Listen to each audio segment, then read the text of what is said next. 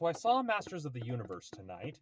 Now, as for my usual seizure warning, this film should be considered relatively safe. There weren't really any major sequences of flashing lights, at least nothing that gave me concern.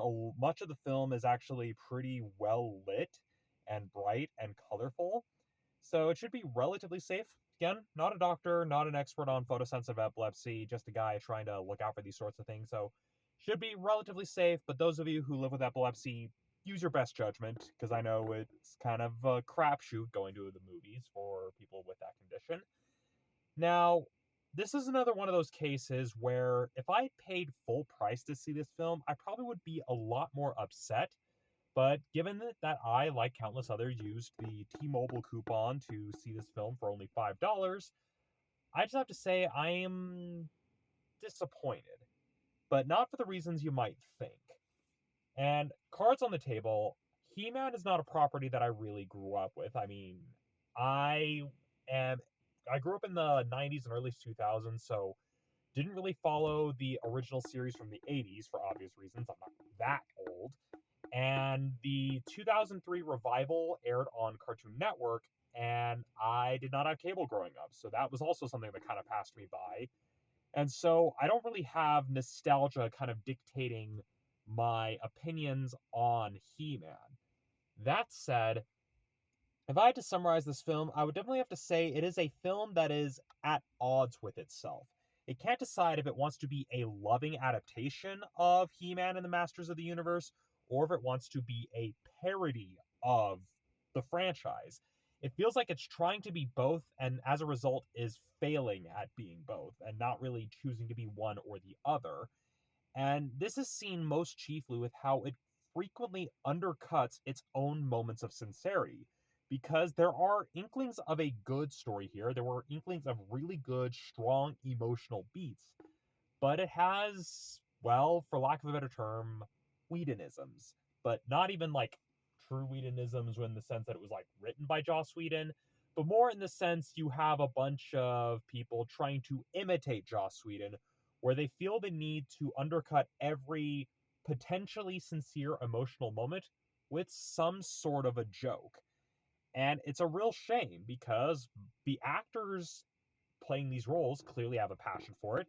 There clearly was a passion for the source material behind it, but there's this weird corporate cynicism that just leeches throughout the entire film that it just can't seem to escape. I mean, granted, it's distributed and made by Amazon. I mean, what the hell do you expect? Yes, it's MGM, but we all know who's really footing the bill at this point, and the product placement makes that much clear.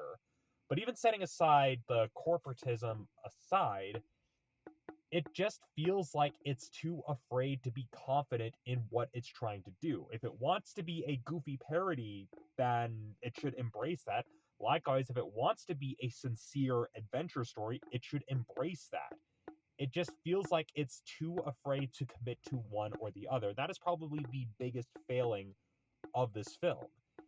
And it really shows because there are a lot of moments where they try to have these really big emotional payoffs, but it's underdeveloped. There's no emotional weight because they didn't really give us the opportunity to give it that emotional weight. And it also makes the same mistake of essentially having characters explain their motivation rather than us actually seeing it in a way that feels organic. And again, if it was trying to be a bit of a parody of He-Man and the Masters of the Universe, it doesn't do enough to convey that it's meant to be a parody and to convey that it's basically making fun of it. And this is something you see especially towards the end of the film, where they tried to kind of reference some of the various memes. And granted, you see that early on in the film as well, because yes, it references a number of the various memes that have emerged about the franchise over the years. And yeah, like I said, it's a film at odds with itself. This film has 4 writers, and it really, really shows. Now, what about the visuals? Well, it does look bright and colorful, but I was getting a very serious AI vibe to it. Not saying that they necessarily generated stuff with AI, but what I mean by this is that a lot of the visuals felt a little too polished, a little too clean. And granted, that's just been a problem with a lot of films that are heavily reliant upon CGI. I mean, it makes sense. Eternia is not a real place, so of course they're going to have to use CGI to really create most of it. But a lot of the CGI elements felt a little bit too clean. There wasn't really a lot of realistic grit to it. And I don't mean that it has to be like muted and all that. It just means that the world that we're seeing doesn't really entirely feel believable. Now, granted, if that's a design choice, that's perfectly fine because there are a lot of films out there that kind of embrace the absurdity of it, that embrace the artificiality of it to kind of have a larger theme. And again, if the film had committed to it, that would have been fine, but it doesn't. And when it comes to even some of the action sequences, there were some action sequences that were okay, and you can tell what moments got the most attention because that's what you see in the trailers.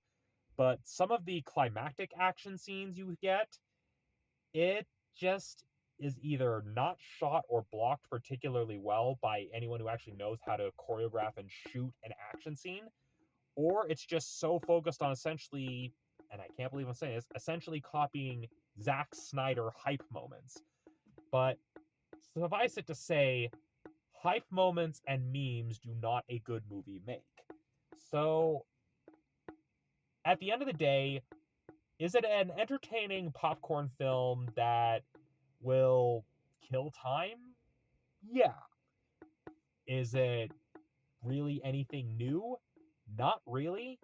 I'll be honest though, it very much is one of those cases where, yes, it's He-Man on the surface, but it lacks kind of that earnestness that made the original show what it was. Because, yeah, it's not like the original He-Man is some sacred text that needs to be lovingly preserved. It was a toy commercial then, and this film very much is a toy commercial now. But the fundamental difference is that with the original show, there was still a little bit of a sincerity to it. They knew what they were trying to do, and even producers like Lou Scheimer understood, okay, kids are going to be watching, so let's make sure we're at least creating characters that can demonstrate the kind of moral lessons we want them to learn. And so this film pretty much feels like the toy commercial, but with that sincerity and that thought of trying to appeal to children taken away. And it's a real shame because the cast, especially the main star, is really good. He just deserves a better movie. I honestly don't know what else I can really say about it without going into a full post-mortem deep dive analysis. But I will say this, and I know I am going to get flamed for saying this. Kevin Smith did it better. Full stop. Kevin Smith did the whole deconstruction of He-Man a hell of a lot better than what we get here. Because at least with Masters of the Universe Revelation, you can tell he actually took his time with it, but it also had kind of a unified voice and a unified vision with the story it was trying to tell. Here, though, it very much feels like an adaptation by committee. Like you had a bunch of executives who were like, okay, what do people know and like about He-Man? We've got him being super strong and powerful. We've got the corny jokes. We've got the funny facial expressions and the various ha-ha memes. But there's no real heart to it. That's honestly the most I can say about it. I mean, I can tell there was definitely a passion here, but it very much feels like this film was the victim of either executive interference, massive rewrites. Something happened along the way where the passion and heart that may have fueled this film adaptation was slowly taken out. And honestly, I think that's the most that I can say about this film. Do I recommend it? Not really. And I say this as someone who is not like a diehard fan of He-Man as a franchise. Most that I've seen has been a few episodes of the original show in reruns, a few episodes of the 2003 revival series, and the first half of season 1 of Masters of the Universe Revelation. That is like my baseline frame of reference, but I would argue that's a pretty decent frame of reference, seeing the different iterations. And like I said, Kevin Smith did the whole deconstruction of He-Man a lot better. Again, this film is entertaining. If you're seeing it at a matinee just to kill time, it'll deliver, especially if you're someone who only cares about hype moments and only cares about the memes. But there's no real substance beyond that. And yeah, so those are my thoughts on Masters of the Universe. I look forward to all of the hate comments soon to come my way. But until then, I will see you all next time.